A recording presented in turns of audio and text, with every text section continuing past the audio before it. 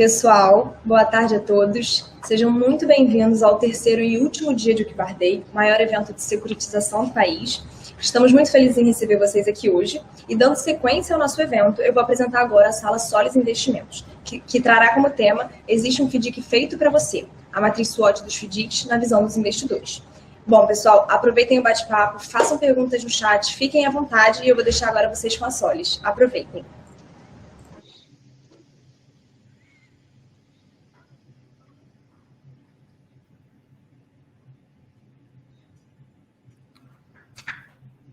Bom, agradecer a Wickbar pelo evento, por essa oportunidade de a gente debater um pouco mais aí o mundo dos FDICs. Parabenizar pelo evento, tenho participado aí de algumas interações, tem sido muito legal para a gente, né? E a nossa ideia aqui hoje, a Solis ela é uma gestora focada em FDICs, somos entusiastas desse produto, desse instrumento, e a gente tem aqui todo um engajamento em apresentar, defender, divulgar o FDIC como um investimento, uma alternativa de investimento muito interessante para os mais diversos públicos investidores. Então, nosso propósito aqui hoje foi justamente reunir um representante de cada um dos públicos-alvos e investidores mais relevantes que a gente tem. Então, trouxemos para o nosso debate um representante do mundo institucional, das fundações, que é o Adriano Suzarte. Adriano é formado em Economia pela Universidade Federal da Paraíba, é um atuante dos mais experientes no mundo das fundações, atuou como coordenador da área de operações estruturadas da FUNCEF, teve uma passagem pela Forluz, hoje é gerente de investimentos da Fundação Viva de Previdência. A gente se conhece há muito tempo, ele tem uma participação muito relevante na gestação de uma das estratégias mais relevantes aqui da Solis, que é a estratégia de fundo com foco em FDIC.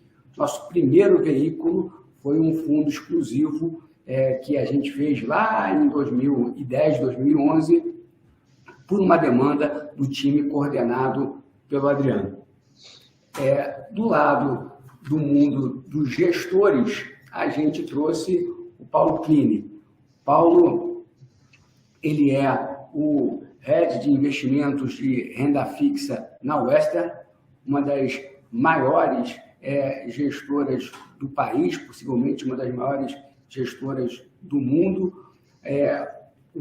A Western tem uma atuação muito importante com fundos de crédito e em diversas classes de público-alvo, né? Muito relevante no mundo das fundações, mas também com fundos em plataformas, ou seja, navega nos mais diversos públicos-alvos.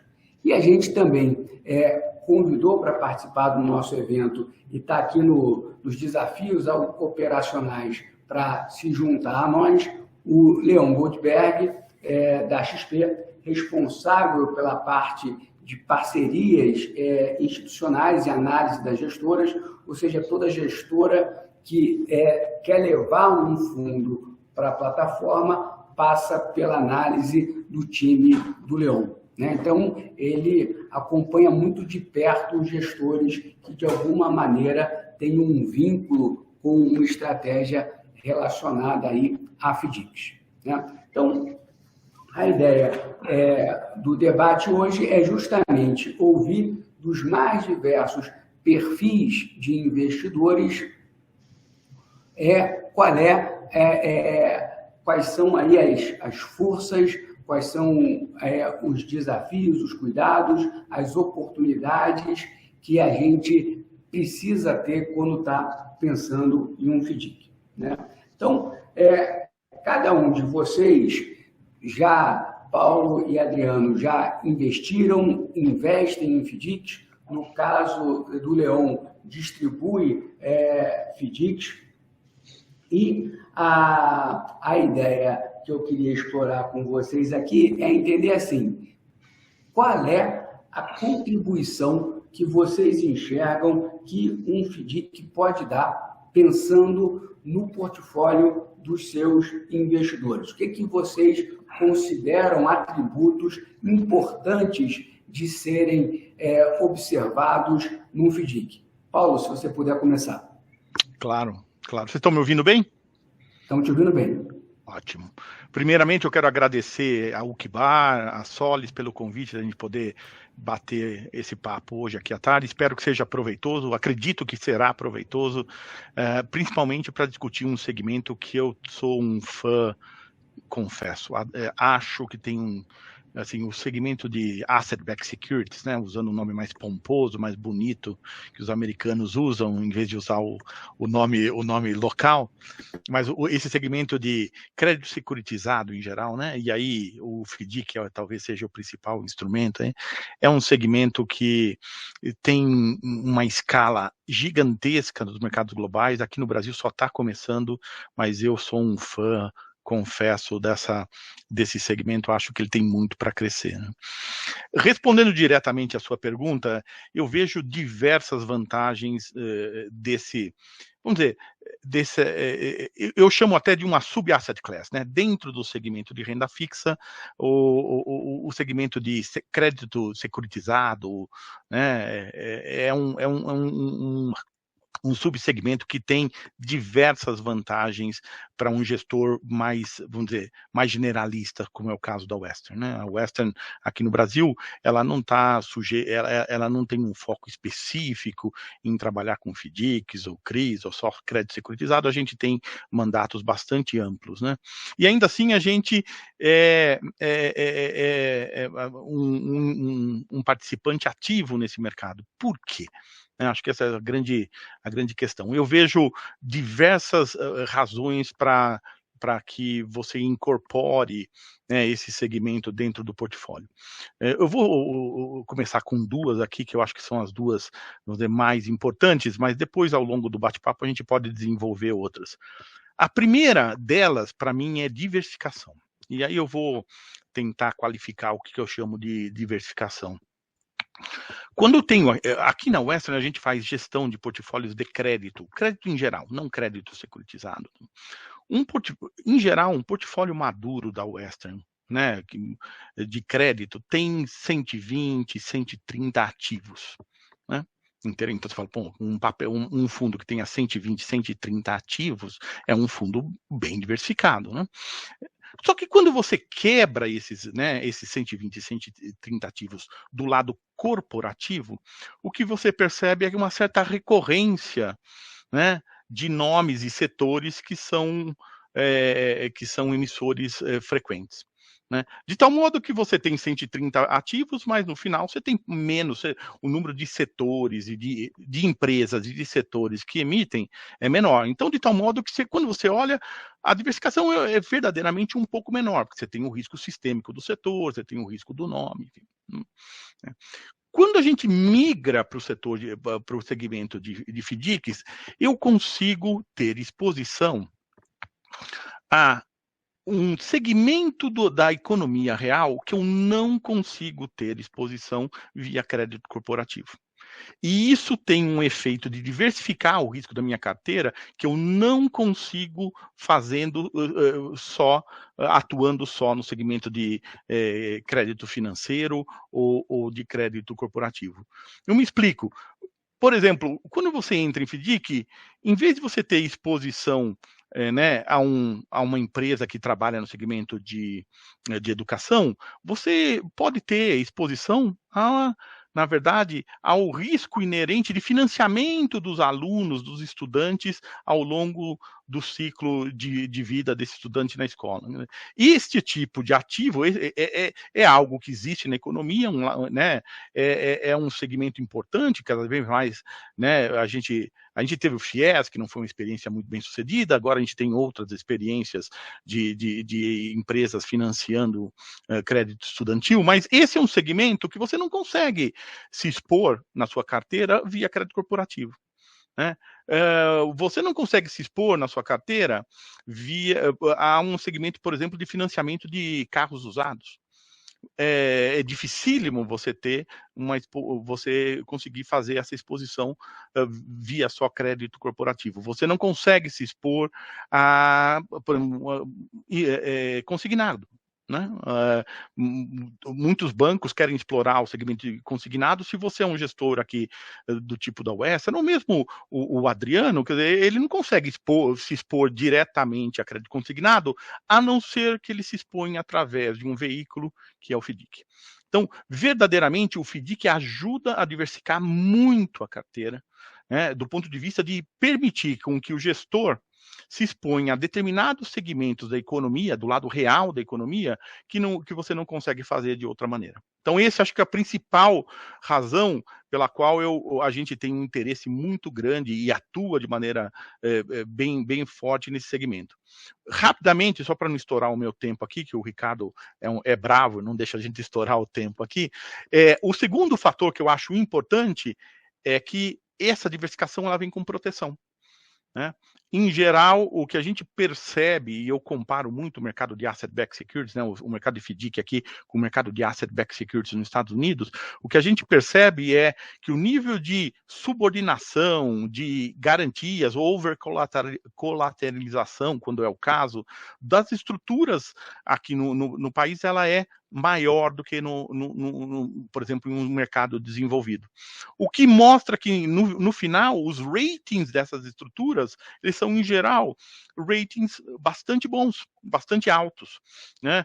De tal modo que você consegue, ao atuar no mercado de FDIC, ao mesmo tempo diversificar a carteira e trazer uma proteção sem que isso signifique necessariamente aumentar o nível de risco do seu portfólio como um todo. Então, eu vou parar aqui, mas esses acho que são dois fatores importantíssimos que eu vejo nesse segmento e que nos levam aqui na Western, e que eu acho que é algo que vai permear o mercado olhando para frente, mas que nos levam a ser bastante atuantes no segmento.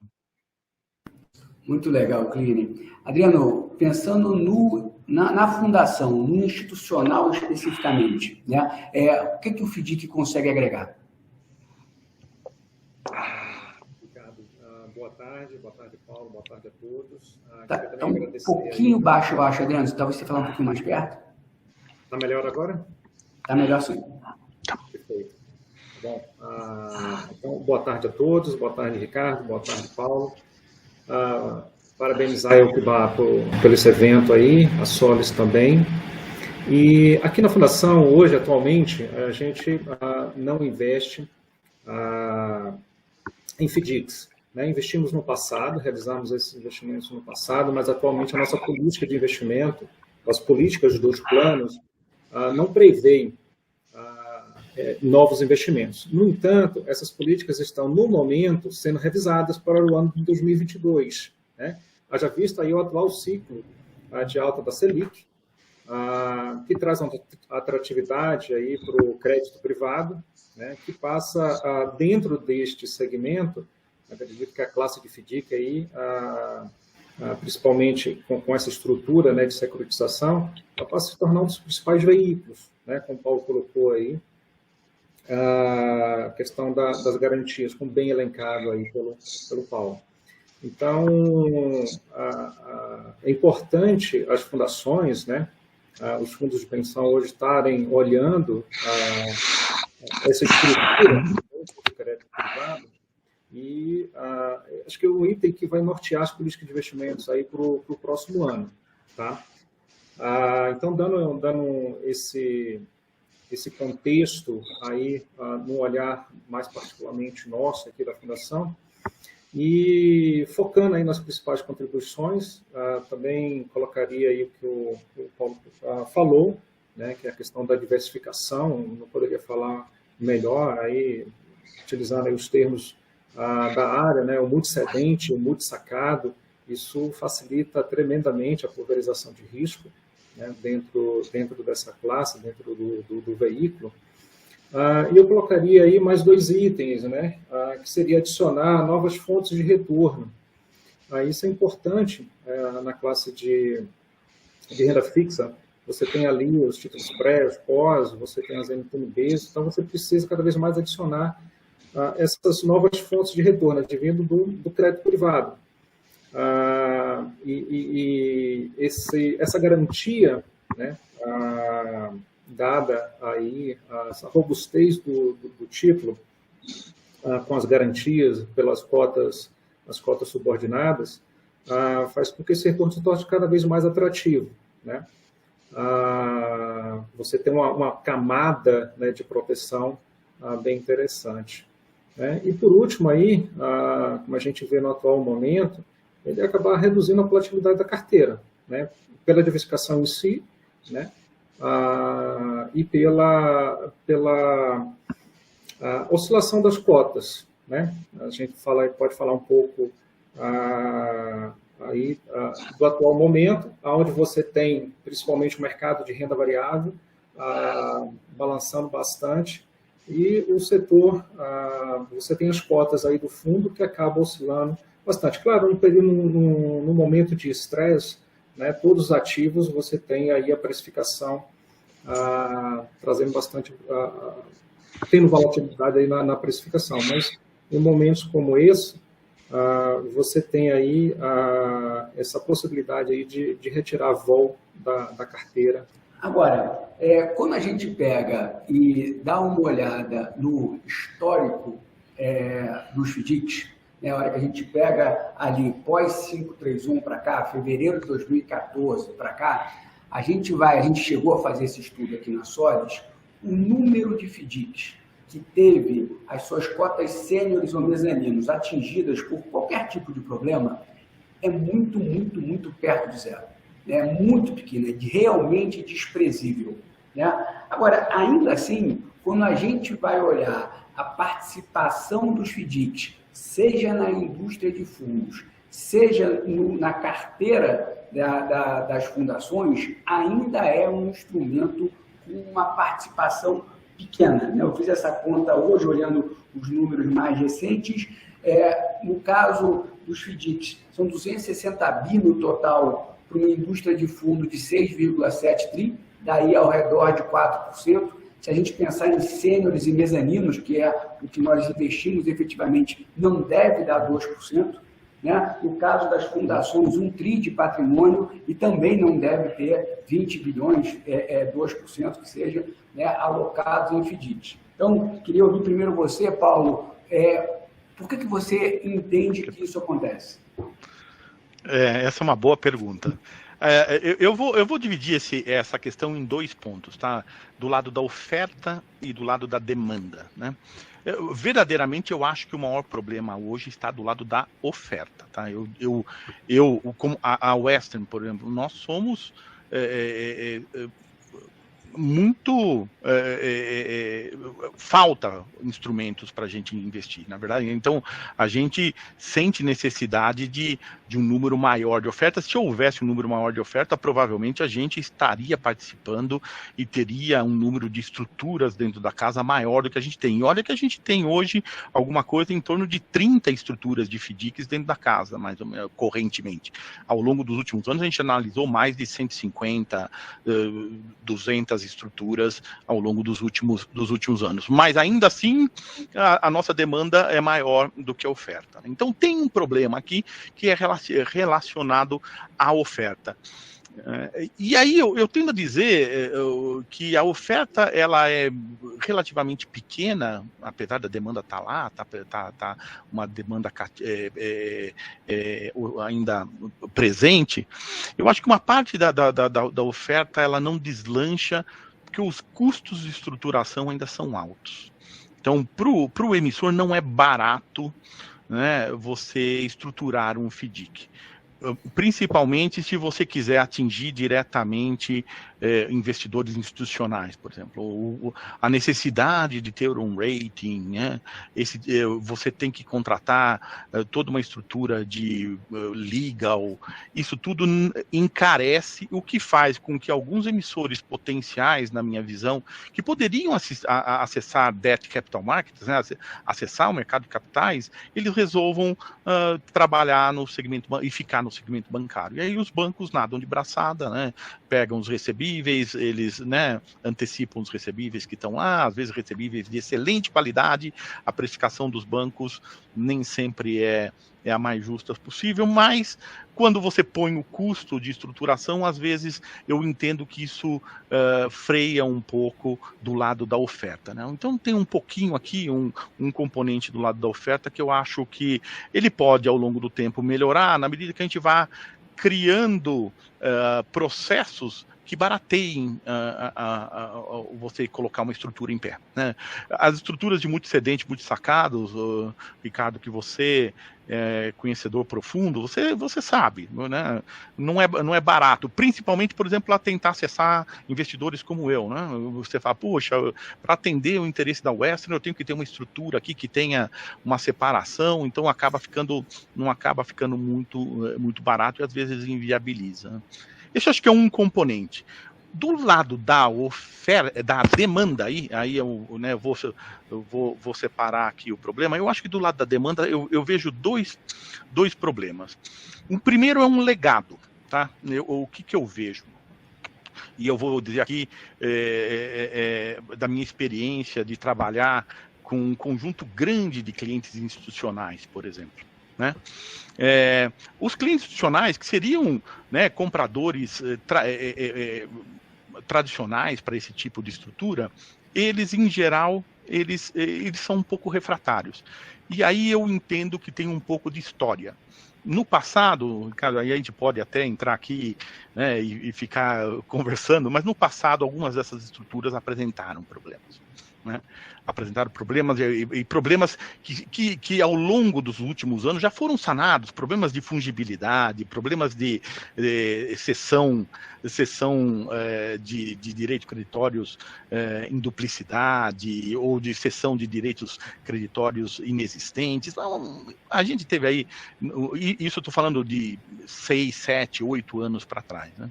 E isso criou uma certa resistência de um nicho importante do mercado, que é o nicho de clientes institucionais, à estrutura. Então não é fácil você, e eu entendo a posição do Adriano aqui, eu não invejo a posição dele, tentar convencer de que o problema não estava no instrumento, o problema estava na índole de quem estava, nas partes, nas contrapartes, na estrutura, né? A estrutura não estava bem feita para você proteger o comprador final.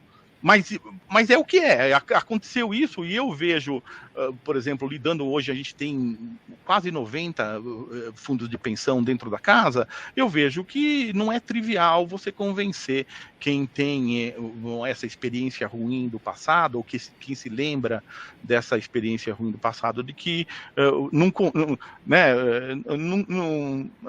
confunde o instrumento com a estrutura, né? Às vezes a estrutura está mal organizada, mas o instrumento é bom, né? Então acho que isso é um problema do lado da demanda. Tem uma parte do mercado que está começando a quebrar essas barreiras. Eu vejo que mais recentemente, quando eu falo mais recentemente, são os últimos 3 anos, 3, 4 anos, essa resistência vem diminuindo paulatinamente, mas ela ainda está lá. E do lado dos gestores, eu acho que também tem uma restrição, e eu vou terminar aqui, que é o seguinte: em muitos gestores, você tem um approach de olhar FDIC como você joga a análise de FDIC para quem olha crédito corporativo normal, né? Então fala, você é um analista aí de crédito, dá uma olhada aí nessa estrutura de FDIC, né? Essa estrutura, esse tipo de approach funciona quando o risco final do FDIC é o risco do emissor. Então, FDIC de Petrobras, colapsa para o risco da Petrobras, tudo bem, então quem analisa a Petrobras analisa o FDIC da Petrobras, né? Mas isso não é verdade na maioria das estruturas que estão presentes no mercado, né? Estruturas de multicedentes, multissacados é o exemplo clássico de que isso não é verdadeiro. Mas mesmo em estruturas por exemplo, cessão de recebível de conta de água. A gente já fez aqui estrutura de FDICs com empresas de saneamento quebradas, mas que o FDIC pagou perfeitamente. Por quê? Porque a estrutura era diferenciada em relação ao emissor. Aí é um problema das assets, tá? Quando você colapsa né, a análise para a mesma pessoa, ela tende a olhar com os olhos do emissor, né? E aí fala, pô, mas esse emissor é ruim, hein? E às vezes não. O emissor pode ser ruim, mas a estrutura pode ser excelente, você pode investir. Então isso também retrai aqui um pouco da demanda do ponto de vista das gestoras. Então eu vejo esses problemas que impedem que o FDIC tenha uma proporção maior. Mas eu sou muito vocal em dizer que isso é uma questão de tempo, tá? Quando eu olho lá para fora e eu vejo o tamanho desse mercado de crédito securitizado, eu digo que a gente vai crescer e vai crescer rápido aqui no Brasil. Tem que vencer essas barreiras que eu citei aqui. Rapaz, estamos de braço dado nesse movimento. Adriano, eu primeiro, assim, compactuo fundamentalmente das suas percepções, Paulo. É interessante a gente ver, porque no Brasil a gente teve alguns casos emblemáticos, por exemplo, no mercado de ações, né, cujos prejuízos, se a gente contabilizar, são muito maiores do que os problemas que deram, né, nos FDICs que deram problema 8 anos atrás, e ninguém discute investir. Comprar ou não ação, né? Esse é um bom ponto. As perdas do grupo AGX, com grupos, né, com as empresas X, foram múltiplos das perdas de FDICs e ninguém aqui diz, não investa em ações, né? Exatamente. Agora, por outro lado, essa questão da curva de aprendizado das equipes dos gestores, eu acho que talvez, de certa forma, aconteça também nas equipes das fundações. Né, Adriano, queria te ouvir a respeito, porque durante muito tempo a gente teve um certo conforto com os títulos mais tradicionais, né? A NTNB, em várias situações, ainda permitiu entregas importantes de rentabilidade para o atendimento das metas atuariais, né? Então, eu já queria aproveitar e te perguntar, ouvir um pouco a tua opinião sobre essa questão da menor exposição, mas também ouvir um pouco de você sobre o que você entende que é um papel que o gestor de um FDIC deve entregar, né? Qual é a entrega que ele deve fazer para uma fundação ter conforto em investir em FDIC? Qual é a colaboração que você espera do gestor, efetivamente? Vamos lá, Ricardo, pegando o gancho aí da resposta do Paulo, realmente a gente tem um problema nas fundações, como o Paulo colocou aí, é o baixo nível de conhecimento do produto por parte das fundações. Não digo todas, né? As grandes acabam tendo uma equipe mais direcionada, mas as fundações de médio porte e pequeno, é muito mais difícil você ter uma equipe. E essa análise, né, desses produtos, como qualquer produto que você pega para analisar, uma seleção de um fundo de renda fixa, renda variável, um FIP, ou uma debenture, né, essas análises precisam estar muito bem embasadas, né? Então, você precisa ter um conhecimento sobre o produto. E o que acontece com as fundações? Muitas vezes a equipe é enxuta. Você tem uma equipe enxuta, muitas vezes júnior, né? E com foco em vários outros segmentos. Eles não cobrem somente uma estrutura de securitização, CRIF, DIC, eles cobrem tudo, né? São raras as fundações que têm uma equipe dedicada, uma equipe de análise, e principalmente uma equipe de monitoramento, que é muito importante nessa parte de análise aí também, você fazer o monitoramento, né, destes fundos. Você não tem equipe exclusiva, né? Então, esse é um dos principais problemas aí de você ter investidores institucionais como as fundações investindo pouco nesse primeiro momento. E eventos como esse, né, da UCBAR, que dissemina informação, isso é muito importante, né? Você levar esse conhecimento e trazer o investidor, fundação, né, para esse tipo de evento, isso é muito importante. Outro ponto que eu vejo também, olhando por parte das fundações, é a liquidez, né?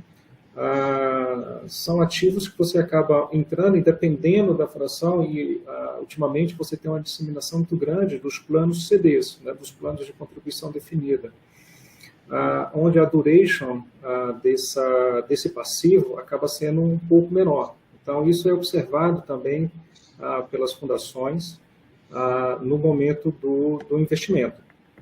Nada que atrapalhe as fundações com um grande patrimônio, com as fundações de plano BD, onde você tem um pagamento de benefício aí feito de uma forma atuarial. Então, essa questão da liquidez acaba também influenciando na análise aí dos ativos por parte das fundações.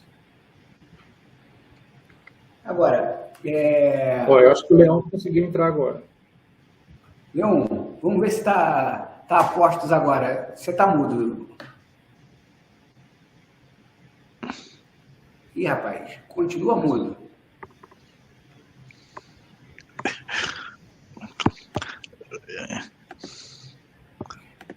E eu estou tentando te tirar do mudo e eu não consegui aqui. Deixa eu ver se eu consigo de alguma outra forma. Talvez seja mais fácil para o Leão tentar fazer o processo do início de novo. Talvez ele consiga, porque pode ser talvez não esteja na sua esfera. Não tenho esse controle. Bom, vamos dando sequência.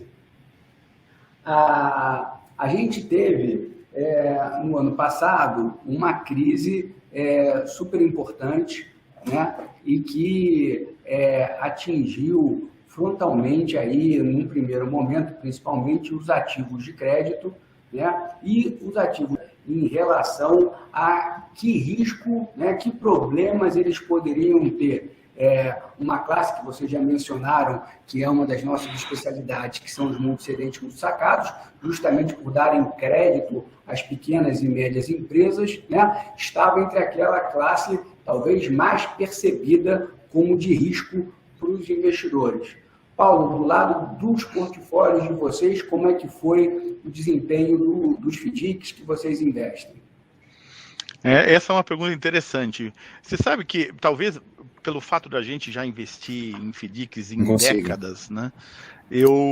Quando estourou a crise, a minha preocupação com o FDIC era a menor de todas, eu vou ser bem sincero, porque depois eu posso até aqui contar alguns casos muito interessantes sobre como os FDICs se comportaram, não na crise agora de 2020, mas na recessão de 15 e 16, né? Aquela que pegou porque realmente ali o PIB caiu 4%, depois caiu mais 3%, né? E lá também os FDICs, né, se comportaram absolutamente de acordo com o esperado, né? Então, desse ponto de vista, quando estourou a crise, eu vou ser bastante sincero, eu como responsável pela área de investimentos aqui da Western, o crédito corporativo me preocupava muito, mas muito mais do que o crédito estruturado, né?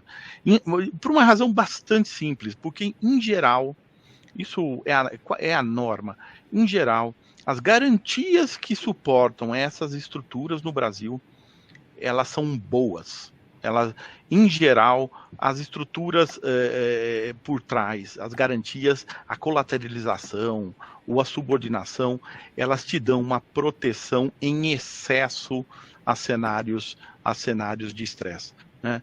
E eu vou contar aqui rapidamente, se você me permitir, Ricardo, um caso muito interessante que aconteceu com a gente lá na recessão de 2015 e 2016. Nós tínhamos uma estrutura dentro da casa, né, de um FDIC de uma financeira, que pertencia a um grupo varejista que atuava ali em Minas Gerais, Espírito Santo. Também fui investidor desse fundo. Pois é.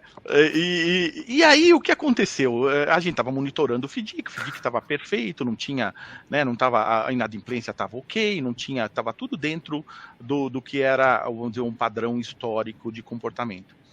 Mas, de repente, a gente foi surpreendido com um pedido de RJ né, da companhia de varejo, que era a dona, a controladora da financeira, né, da qual a gente detinha um FDIC. Eu olhei para você e falei, o FDIC está bem? Não, eu perguntei para o meu pessoal, não, o FDIC não tem absolutamente nada aqui que esteja acontecendo dentro do FDIC com os recebíveis que estão lá dentro. Bom, liga lá para o pessoal, né, pelo menos do varejista lá, para entender, né, como é que esse processo vai se dar, como é que eles estão vendo o FDIC nesse processo de reestruturação e tal. Bom, a gente ligou para eles e ele falou, rapaz, que bom que vocês me ligaram. Que bom que vocês me ligaram, porque a gente estava discutindo aqui com os nossos credores e nós vamos recomprar o FDIC de vocês. A gente falou, como é que é? Vocês estão em RJ, quem está em RJ não está com dinheiro sobrando, né? Vocês vão recomprar o FDIC? É isso mesmo. A gente lembra, olha, tem uma cláusula aqui no FDIC, inclusive, que você paga uma multa se você recomprar antecipadamente o FDIC e tal. Não, sabemos isso, vamos pagar tudo. Bom, quem sou eu, né? Se você quer recomprar o FDIC, você está em RJ, à vontade, né? Pode me recomprar. Mas por que eu estou citando esse caso aqui? Porque, em geral, por que uma empresa em RJ recompra e usa o caixa que está escasso para recomprar uma estrutura? Porque as garantias que estão lá dentro, elas valem muito. Né? Os bancos que olharam para aquilo falaram, onde estão as suas garantias? Estão lá com o FDIC. Opa! Me dá essas garantias aqui e eu te facilito a vida do lado corporativo, né? Então, quer dizer, a ponto de você usar o pouco caixa que você tinha para recomprar a nossa estrutura. Essa é, em geral, a norma que eu vejo no mercado de FDICs no Brasil. Isso vale across the board, né? Vale para estruturas de overcolateralização. Não é incomum a gente ver overcolateralização, estruturas que têm 10 vezes a overcolateralização. De crédito, por exemplo, já compramos estrutura que tinha sobrecolateralização de 10 vezes para seção de conta de água. Você tem que ter 10% da população só pagando a conta de água para que você atinja a cota sênior. Então, essa questão, que eu usei aqui um caso específico, que é até engraçado, eu acho, do meu lado é engraçado, porque deu tudo certo no final, né? Mas para dizer que a estrutura de FDIC, em geral, ela carrega uma proteção que tem muito valor. Por isso que quando aconteceu agora, 2020, essa crise aguda, tal, a gente olhou e falou assim, acho que nesse segmento, óbvio que a gente olhou, tal, mas nesse segmento eu acho que não vai ter problema. O que aconteceu? Não tivemos problema, nenhuma cota. A gente tem cotas sêniores, tem cotas mezaninos, né, aqui dentro da casa, nenhuma delas foi minimamente afetada, né? Mas isso não foi uma surpresa para a gente, dado a nossa experiência, que é uma experiência já longa, a gente já passou por ciclos que eu entendo que até foram mais difíceis para crédito do que foi a crise do ano passado. A gente aqui, eu vou até tomar, minha mãe é escritora, né? E ela diz que de vez em quando a gente pode tomar aqui uma tal de liberdade poética. Então, apesar do Leon não ter conseguido entrar aqui em virtude dos desafios tecnológicos, mas a gente tem um fundos na plataforma da XP, né? E de fato houve no mundo dos assessores de investimento e a própria questão da diligência da XP, uma preocupação muito grande, né, com os FDICs, nesse mundo dos multicedentes, multissacados também, né, e a gente compartilhava exatamente da sua percepção. Né? No caso dos multicedentes, multissacados, aproveitando um pouquinho dos detalhes, créditos muito pulverizados, de prazo muito curtos e estruturas francamente oversubordinadas, com uma subordinação além do regulamento. Né? Então, a gente conseguiu ver esse pessoal ser muito incisivo na cobrança para receber os créditos que estavam na rua, né? E, dado esse prazo curto, conseguiram, com muita velocidade, direcionar, né, a originação para setores mais defensivos. Né? Então, eu, quando penso ainda que concorde muito com você no que diz respeito dramaticidade na essência do crédito, né? Mas pensando em ambiente de mercado, talvez tenha sido bastante relevante pela forma abrupta, né? E o desconhecido que era em março, abril do ano passado, um mundo pandêmico, né?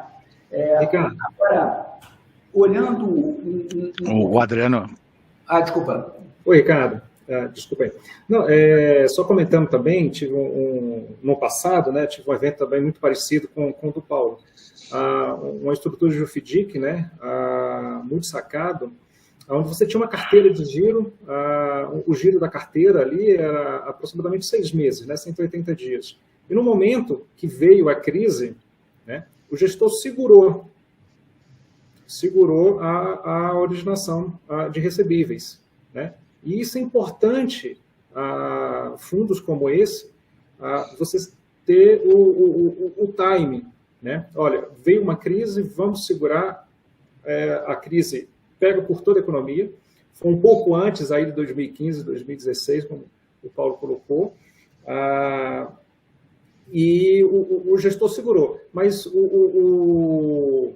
tanto, vamos pegar um termo aqui do setor de proteína, tanto de capa de gordura, né, que tinha pelo excesso de spread, pela subordinação, fez com que a cota 100 passasse, né, a crise durou mais ou menos ali há 3, 4 meses, voltou o processo de originação, né, que também, da mesma forma que como volta, né?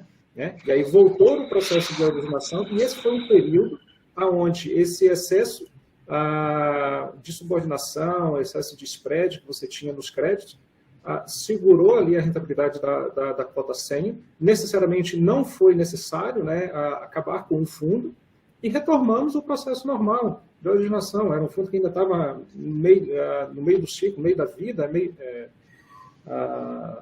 no meio do prazo, né, e retomou. Então, assim, você se sente confortável um período, vamos dizer assim, a hora de você acelerar e a hora de você frear nesses momentos aí de crise. Não teve problema nenhum, o FDIC passou ileso e o gestor voltou a originar, as cotas subordinadas acabaram sofrendo um pouco, mas lá na frente voltou a rentabilizar. Muito legal. Bom, agora falando um pouquinho de contexto, né, de ambiente econômico, a gente vem vivendo, já desde 2016, né, toda a colocação pelo Banco Central, num primeiro momento, e mais recentemente pela CVM, de uma agenda regulatória que tem como objetivo final, né, um aumento da oferta de crédito no Brasil. O entendimento que a gente recebe é que o Banco Central percebeu as limitações da oferta do crédito bancário e vem estimulando caminhos para que essa oferta de crédito aconteça via mercado de capital. Então, a gente vai vendo coisas, né, duplicata escritural, cadastro positivo, Open Bank, a parte da criação das entidades registradoras, né, todos caminhos em direção a esse aumento de oferta. E a gente, aqui do nosso lado, acaba identificando que o FDIC ele tem um fit, né, um match, vamos dizer assim, com esse movimento que vem sendo patrocinado aí pelo Banco Central. Então, do teu lado, Paulo, o que você enxerga de oportunidades, comentar um pouco, eventualmente, de experiências que vocês têm tido já nesse crédito, vamos dizer, mais desmaterializado, mais já inserido, né, nessa agenda BC a hashtag? Acho que essa é uma boa pergunta. A verdade é assim, eu vou usar isso aqui, eu vou responder um pouco a sua pergunta pelo foco da regulação, tá? Para quem investe nesse segmento há décadas, né, a gente investe há mais de uma década, a gente percebe que os reguladores, e aí não é só o BC, mas também a CVM, depois a gente pode até entrar aqui, né, no que a CVM está fazendo, mas você tem uma tentativa aqui de você dar segurança né, ao investidor na hora de comprar as estruturas. Então, eu me lembro de discussões que existiam no passado, quando a gente ia discutir, por exemplo, principalmente estruturas revolventes, tá? Estruturas de cessão definitiva, elas são mais, do ponto de vista operacional, elas são mais simples, porque você checa o que você está cedendo uma vez, depois ele fica lá dentro, né? Então, em estruturas de cessão definitiva, por exemplo, crédito universitário, hipotecas, esses são menos. Mas estruturas de crédito revolvente, que são importantes para o mercado de FDICs, né? Isso existia, por exemplo, um medo gigantesco de fazer dupla cessão, né? De você, como é que eu garanto? Eu me lembro de ter discussões sobre como é que a gente garante que esse recebível, né, que a gente está comprando não foi cedido já para alguém. Como é que a gente... Isso há 5, 6 anos atrás. Como é que a gente garante que primeiro, porque esse recebível existe. E se ele existe, como é que se ele não foi cedido para alguém, né? Então você olha a regulação, e a regulação vem endereçando isso aí. Fala, olha, né, vamos criar centrais de registro. É sensacional, porque um risco que eu me lembro de gastar tempo e processo, a gente ficava criando processos de checagem, né, para tentar definir como é que a gente cercava para saber se né, a gente estava comprando algo que existia, algo que não ia dar problema se houvesse estresse, tal. Isso tudo você está resolvendo via regulação. Então, eu acho que existe aqui um desenvolvimento, né, uma evolução por parte dos reguladores, que ela é extremamente benéfica, ela está simplificando não, ela está esclarecendo os papéis de cada um dos agentes, está criando alguns mecanismos de proteção que fazem com que essas estruturas sejam hoje muito mais seguras do que elas eram no passado, né? Ricardo, você sabe, quer dizer, as discussões que a gente tinha para poder garantir de que né, os recebíveis realmente existiam eram, aos olhos de hoje, quando você tem a central, por exemplo, elas eram meio bizarras, né? Hoje, como é que você comprava uma estrutura daquela sem ter essa garantia? Hoje você tem. Esse é um dos desenvolvimentos que eu acho que foram poderosos para esse segmento, principalmente para FDICs de crédito revolvente. Mas a CVM também está andando, né? A CVM também está andando, a gente pode depois falar isso, mas por exemplo, a definição dos papéis e o que faz o custodiante, o que faz o administrador, o que faz o gestor. Opa! Paulo perdeu sua conexão. Adriano, vamos nós. Acabou caindo, né? Eu acho que essa posição do Paulo muito interessante. Eu ia até fazer um comparativo no que diz respeito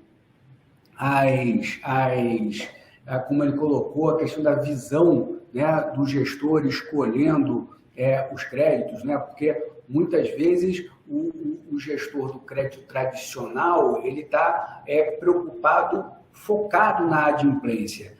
E a adimplência, quando você tem uma carteira mais pulverizada, ela é só uma componente. Porque, na verdade, a adimplência ela pode ser fabricada por alguém mal intencionado, né? Então, a necessidade de você ter capacidade de verificar a existência da operação, né? Aquele recebível está lastreado numa operação mercantil de prestação de serviço que de fato aconteceu, era uma peça-chave, né?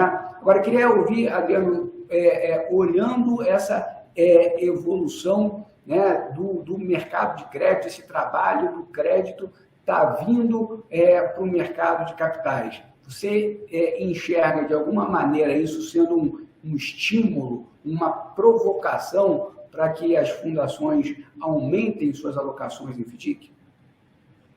Com certeza, Ricardo. E é o nome do jogo atualmente, né? Tecnologia. Os gestores precisam ter tecnologia, além, claro, né, do conhecimento, toda a experiência, estar no mercado. Não dá para se aventurar com instituições, né, que acabam não conhecendo, chegando agora no mercado. É preciso analisar a equipe do gestor, é preciso analisar a experiência do gestor e é preciso, acima de tudo, analisar a tecnologia existente, né, a questão de um banco de dados, o Big Data. É importante verificar tudo isso, né? O Paulo está falando aí da legislação, né? Você tem aí o Banco Central também tendo as fintechs, né, atualmente gerando crédito. Eu acho que é importante, isso tende a aumentar o número de recebíveis, e aí você ter possivelmente um número maior de fundos colocados no mercado, aumentando a oferta, que foi um ponto também que ele colocou lá atrás. E também analisando pela legislação, e aí falando da CVM, acho que uma das coisas que vai também instigar os fundos de pensão, principalmente pela abordagem ESG, né? A CVM vem trabalhando na legislação, a criação dos títulos verdes, com direitos creditórios, né, que vão oferecer benefícios socioambiental, vai auxiliar na atração desse capital para os FDICs, né? A chancela da autarquia da CVM, né, é muito importante nesse processo, vai oferecer segurança aos investidores, uma vez que vai começar a parametrizar os produtos, tornando muito mais comparáveis.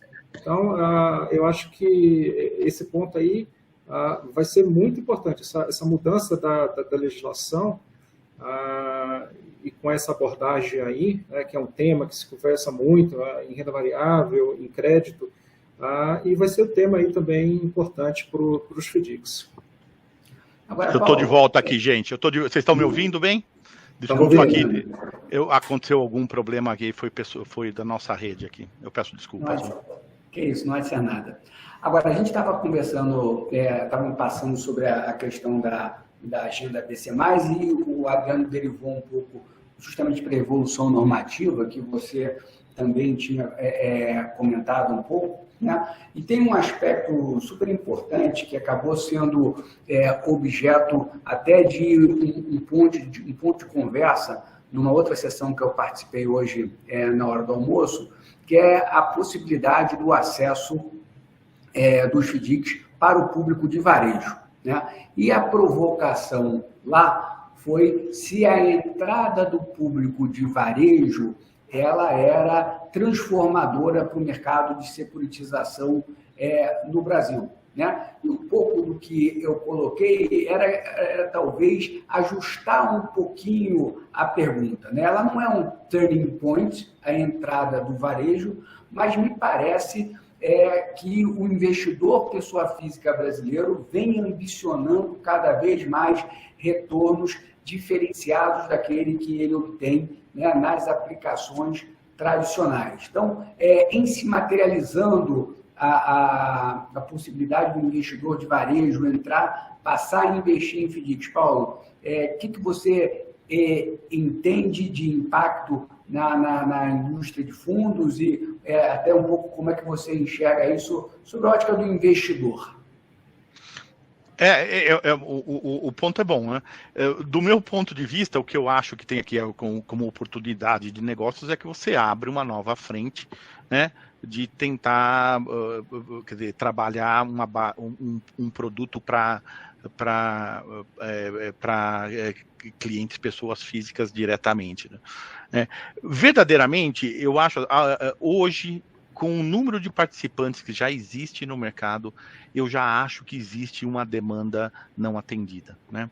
O que eu acho que vai acontecer é a hora que você atrair um novo conjunto de investidores para esse segmento, essa percepção de demanda não atendida, ela vai aumentar.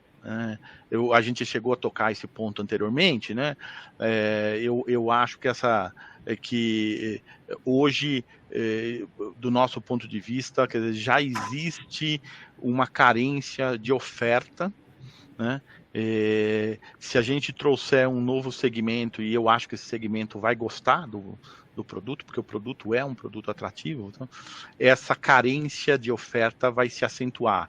O que implica, então, a gente tentar pensar aqui como participantes desse mercado, né, e endereçar a questão da originação, de baratear o custo da originação. Me parece ali um empecilho que impede que algumas estruturas poderiam vir a mercado e não vêm porque colocá-las de pé não é barato, né? Então, talvez esteja aí, eu acho, a zero de jogo, o maior impacto, né? Não vejo, pode ser que tenha um impacto sobre preço, né? Pode ser que isso abra um impacto sobre preço. Hoje, os spreads do segmento de FDICs, eles são spreads interessantes quando eu comparo um crédito corporativo a um FDIC de mesmo rating. Em geral, quase sempre, em geral, o FDIC paga um prêmio em relação a um crédito corporativo de mesmo rating, né? Hoje é assim que eu vejo o mercado. Então, você tem um spread em excesso a um crédito corporativo com uma proteção adicional.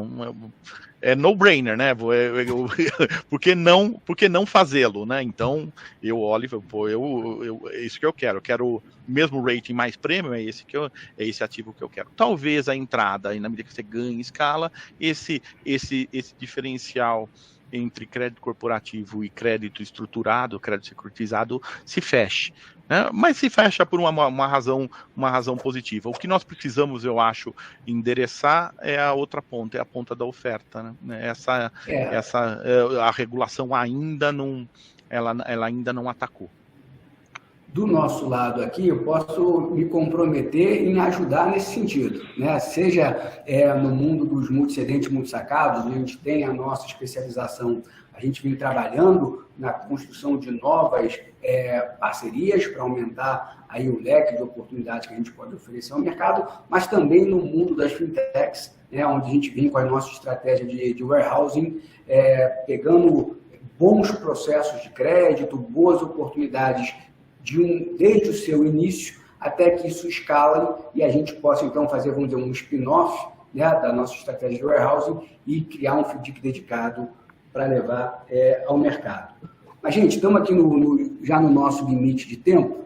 Eu acho que a minha pergunta, que já vem junto com o pedido de considerações finais de cada um de vocês, né, o Paulo até já deu um spoilerzinho da visão dele, mas olhando tudo que a gente está vendo acontecer no mercado, a visão de vocês em relação ao market share do FDIC na indústria de fundos, podemos prever uma evolução positiva? Quer começar você, Adriano, e aí até falando um pouquinho do market share no investidor institucional? Vamos lá, Ricardo. Pegando um gancho aí, né, o Paulo acabou de falar e você acabou comentando, a questão do varejo, eu acho que vai disseminar o conhecimento, né? Isso é importante para essa indústria hoje. A gente teve a participação do Leon aí, mas assim, não só a XP, mas outras plataformas vão acabar entrando, né? E esse produto vai se disseminar no mercado, né? E isso vai, todo mundo vai correr atrás, né? Conhecer o produto, aumentar a experiência aí, de muitos investidores no mercado, nesse tipo de produto, e com isso vai aumentar a demanda. E aí, como o Paulo chegou a falar, os spreads, né, pode ser que tendem a diminuir. No lado aqui nosso dos investidores, ainda a alocação de fundações é muito pequeno e precisa aumentar, né? É um produto realmente que, com esse excesso de garantia que muitas vezes vem, o rate, né, não deve ser a condição única para se olhar, né, numa análise, mas acaba sendo um dos pré-requisitos, né, para as análises, por exemplo, de fundos de pensão, um rate bom, com prêmio bom, né? Então, isso é tudo que as fundações precisam. Claro, olhando vis-a-vis o passivo, né, muitas vezes vai vir com spread. Se a gente está falando aí, por exemplo, num cenário, no ano que vem, de taxa de juros de 8, 8,5, com a inflação aí na casa dos 5, você já parte aí de 3, 3,5 de taxa de juros real. A maioria das fundações ali, acredito que 80% eles já estão com uma meta atuarial ali por volta de 5. Então, acima disso, você ainda tem ainda o prêmio, né, do FDIC, o prêmio da cota sênior. Então, assim, é fundamental olhar, é fundamental os fundos de pensão começarem a olhar, se não estão olhando, começarem a olhar já para o próximo ano, como eu falei, precisa isso ser abordado nas políticas de investimentos para o próximo ano, e ter isso aí como um instrumento um dos principais instrumentos na sua política. A gente vai ter um ano, acredito, aí, bem desafiador, né? Um ano eleitoral, onde você vai ter, deve ter uma volatilidade grande, e com isso, esses ativos de crédito, com bom rate, com bom prêmio, colocar na carteira, como a gente já começou a falar, a volatilidade tende a ser menor, né? Das cotas, esse é um papel primordial aí para a carteira dos fundos. Que legal. Paulo, sua visão? Eu já dei o spoiler, como você falou. Eu sou um fã, confesso, do segmento. Acho que o segmento vai crescer muito. Eu digo isso, não é uma crença, tá? Eu olho o fato da Western ser uma empresa global, e eu tenho muito contato com as mesas lá fora, então às vezes você só olha o que está acontecendo lá fora, você olha o que existe lá fora e você olha para dentro e diz, bom, nós somos estamos 20 anos atrasados em relação aos Estados Unidos, talvez, 15, não sei, né? Então você olha para o que tem lá, você vai dizer, isso aqui é o caminho que vai acontecer, né?